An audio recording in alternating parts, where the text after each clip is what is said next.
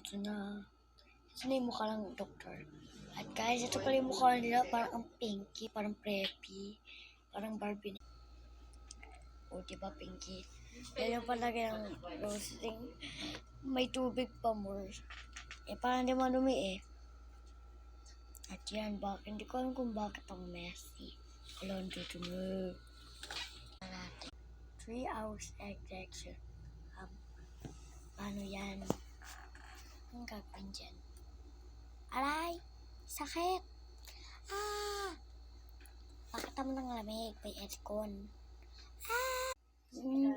Guys, ang sakit. Guys, huwag na ako gagayahin. First time pa lang, ganyan pa lang yan ocean mo. Bye-bye.